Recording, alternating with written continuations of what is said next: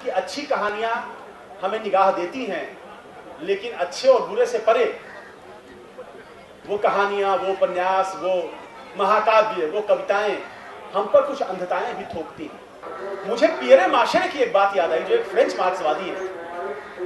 Pierre मार्शे ने कहा कि हर रचना के पीछे एक आइडियोलॉजिकल प्रोजेक्ट होता है, एक विचारधारात्मक परियोजना होती है, और जो विचारधारात्मक परियोजना होगी वो अपने विरोधी स्वरों को रचना के भीतर दबा देगी, ऐसे स्वरों को उभार देगी जो उस विचारधारात्मक परियोजना का समर्थन करते हैं। लेकिन जो दबी हुई आवाजें हैं उनको भी आप ट्रेस कर सकते हैं।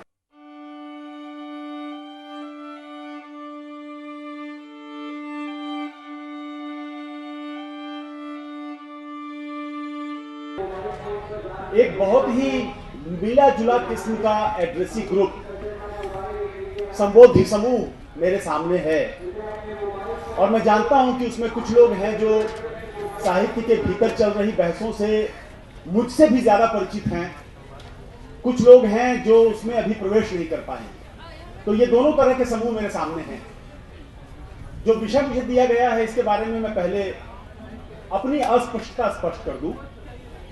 शुरू में जब ये विषय मेरे पास आया, साहित्य की वर्ण व्यवस्था, तो मेरे जहन में एक लाक्षणिक किस्म का इसका आशय उभरा। मैंने ये सोचा कि शायद शिष्ट साहित्य और लोकप्रिय साहित्य की डिबेट पे कुछ बातचीत करनी है। आप जानते हैं कि हमारी वर्ण व्यवस्था में जिस तरह की हायरार्की है, उस हायरार्की की लाक्षणिकता को ध्यान में रखकर के यह आशय लगाया जा सकता है। लेकिन फिर मुझे यह पता चला कि साहित्य के भीतर दलित साहित्य, आदिवासी साहित्य, स्त्री साहित्य, इस तरह के जो वर्गीकरण उभरे हैं, आशय उससे है।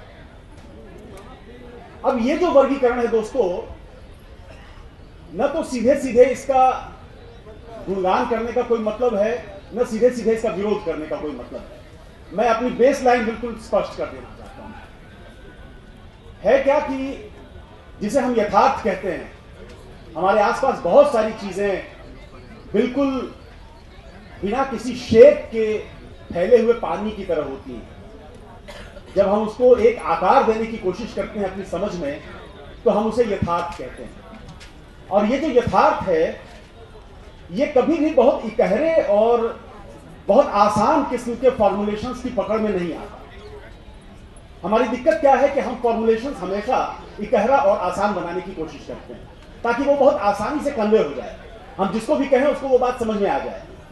लेकिन यथार्थ इस तरह का होता नहीं। और इसीलिए मैंने ये कहा कि जो साहित्य के भीतर इस तरह के वर्गीकरण का सवाल है, उस पर बहुत सीधे सीधे निछावर हो जाने या सीधे सीधे उसका विरोधी हो जाने का कोई मतलब नहीं है। उसके साथ कुछ क्रिटिकल एंगेजमेंट करने की जरूरत है।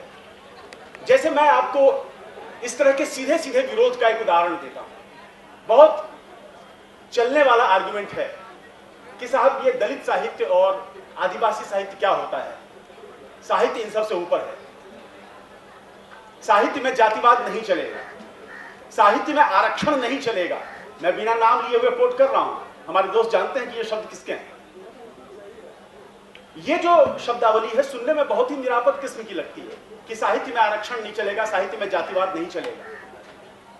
लेकिन ये निरापद किस्म का किनको लगेगा, किनको ऐसा महसूस होगा कि हाँ सचमुच बात तो ठीक है, साहित्य तो बड़ी ही पवित्र किस्म की चीज है। मैं आपको एक उदाहरण देता हूं। ऐसा ही उदाहरण प्रेमचंद के जमाने में भी सामने आया। प्रेमचंद के बारे में कहते हुए उनके आलोचकों ने यह कहा कि वो घृणा के प्रचारक हैं, और साहित्य तो समरसता की बात करता है, घृणा का प्रचार नहीं करता। प्रेमचंद ने इस आरोप को एक्सेप्ट किया।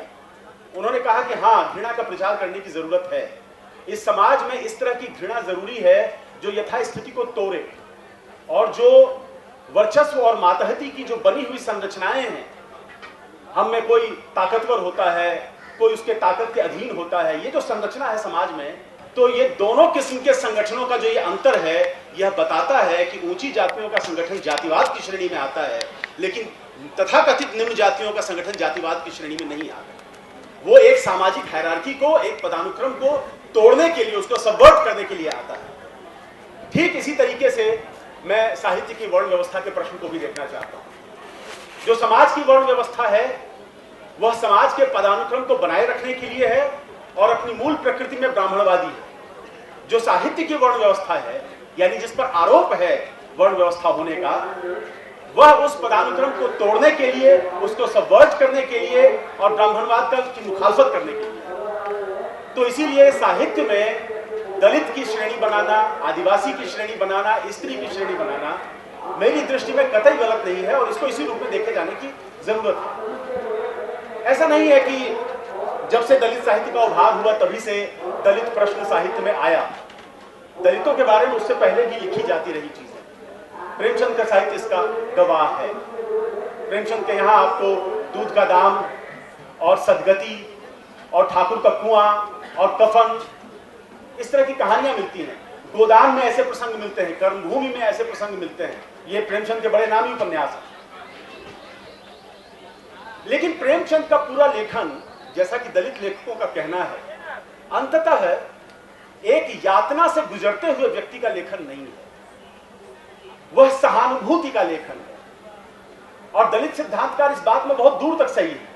हालांकि प्रेमचंद के बारे में जो उनकी शिकायत है उससे मैं 100% सहमत नहीं होता हूं, इसीलिए मैं ये शब्द इस्तेमाल कर रहा हूं कि वो इसमें बहुत दूर तक सही है। जैसे कफन के बारे में दलित सिद्धांतकारों की शिकायत है कि अगर यह कहानी एक दलित लिखता तो उसमें कम से कम इस तरह के लफ्ज न आते कि चमारों का कुनबा था और पूरे गांव में बदनाम, ये लफ्ज उस कहानी में न हो। हालांकि मैं दलित सिद्धांतकारों से यह भी आग्रह करता हूं कि आपको कफन कहानी के दूसरे पक्षों को देखना चाहिए। आपको इस रूप में भी देखना चाहिए कि यह सिस्टम किस तरह अमानवीकृत करता है किसी को। कफन कहानी इसका भी एक सबूत है। बावजूद इसके जो सहानुभूति और निजी अनुभूति की बात है, वो बात अंतिम रूप से मुझे सत्य प्रतीत होती है। और इस बात को लेकर एक फॉर्मुलेशन जो मराठी के एक दलित सिद्धांतकार ने दिया, वो मुझे बहुत ही उपयोगी लगती है। उनका नाम है गंगाधर पांतावणे। गंगाधर पांतावणे ने कहा कि जो साहित्य सृजन है उसके 3 तरह के स्रोत होते हैं।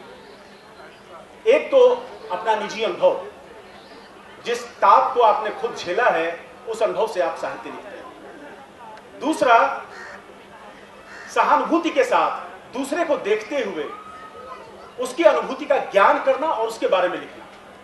और तीसरा उन्होंने कहा कल्पना। ये 3 स्रोत हैं। तो जानीव और सहजानीव, मराठी के ये 2 शब्द हैं। जानीव यानी अपने अनुभव से लिखना और सहजानीव यानी दूसरे के अनुभव को सहानुभूति पूर्वक ग्रहण करके उसके आधार पर लिखना। उन्होंने कहा कि कल्पना से जो लिखा जाता है वो तो व्यर्थ है, उसका वास्तविकता से बहुत गहरा रिश्ता नहीं होता। लेकिन जो जानीव और सहजानीव लेखन है, इन दोनों का वास्तविकता से गहरा संबंध है। उनका कहना यह है कि जिसे हम सहजानीव कह रहे हैं, यानी जो सहानुभूति से लिखा हुआ साहित्य है, वो भी झूठा नहीं होता। इन शब्दों पर आप गौर कीजिएगा। ये एक दलित सिद्धांतकार के बहुत सावधान शब्द हैं। वो कह रहे हैं कि वो भी झूठा नहीं होता। वह साहित्य भी सच्चा होता है, लेकिन उसमें अनुभव का वो ताप नहीं हो सकता जो खुद उस यातना को झेले हुए लेखक के भीतर होगा। और उन्होंने इसकी बात करते हुए कथादेश पत्रिका में एक साक्षात्कार उनका छपा था, उसमें उन्होंने कहा, इसकी बात करते हुए उन्होंने उदाहरण दिया कि प्रेमचंद और ओम प्रकाश वाल्मीकि, हिंदी के जो ये 2 लेखक हैं, इनके लेखन का यही अंतर है। प्रेमचंद के यहाँ वह सहजानीव का लेखन है, ओम प्रकाश वाल्मीकि के यहाँ जानीव का लेखन। तो दोस्तों, मैं जिस बात पर आना चाहता हूं वो ये कि दलित आंदोलन और दलित साहित्य की बात शुरू होने के पहले भी दलितों की यातना साहित्य में थी, लेकिन उस यातना का वह रूप नहीं था जो दलित साहित्य के आने के बाद हमारे सामने उभर कर आया। जो ओम प्रकाश वाल्मीकि के यहाँ, मोहनदास नैमिषारण्य के यहाँ, सूरजपाल चौहान के यहाँ और बाद के लोगों तक चले आए तो कैलाश वानखेड़े और टेकचंद के यहाँ मिलता है, वह प्रेमचंद के यहाँ आपको नहीं मिलेगा। और आप प्रेमचंद के बाद अगर जाएं हिंदी कहानी के विकास क्रम में, तो आप पाएंगे कि जैनेंद्र और गे जैसे लेखकों के यहाँ तो वो प्रश्न ही नहीं है। मैं ये नहीं कह रहा कि ये प्रश्न नहीं है इसलिए उनको फांसी पर टांग दिया जाए। मैं बस ये जानकारी दे रहा हूं कि ये प्रश्न उनके यहाँ नहीं है। और आप जब नई कहानी के दौर में पहुंचते हैं तो आप ये पाते हैं कि वहां या तो यह प्रश्न नहीं है या फिर ऐसे लेखकों के यहाँ जिनके सामाजिक सरोकार को लेकर कोई दो राय नहीं हो सकती, उनके यहाँ ये बिल्कुल पेरिफेरी पर, कहीं भी वो केंद्र में नहीं आता। मुझे इसमें शेखर जोशी नई कहानी के एक ऐसे कहानीकार हैं जिनके सामाजिक सरोकार को लेकर, सामाजिक संपृक्तता को लेकर कोई प्रश्न नहीं उठाया जा सकता। उन शेखर जोशी की कहानी याद आती है, बदबू। बदबू कहानी आप पढ़ें तो आपको पता चलेगा कि दलित की यातना के बारे में लेखक सजग तो है, पर वो उसकी कहानी का विषय नहीं हो सकता। वो कहानी के अंदर आने वाले एक चुटकुले का विषय होता है। यानी एक तरह से आप कह सकते हैं कि जो सामाजिक संपृक्तता वाला, सामाजिक सरोकार वाला लेखक है नई कहानी आंदोलन के भीतर, वो समाज को सिर्फ वर्गीय दृष्टि से देखता है, और सिर्फ वर्गीय दृष्टि से देखने में समस्या है। वो ये भूल जाता है कि हमारे यहां वर्गों के भीतर भी जातियां हैं। तो जो हमारा पहले का साहित्य है वो एक तरह से इस पूरे दलित समाज के प्रति एक तरह की अंधता हमें सौंपता है। वो हमें समाज के और ढेर सारे उत्पीड़न दिखा देता है, उस यथार्थ के बहुत सारे कुरूप पहलू हमारे सामने ले आता है।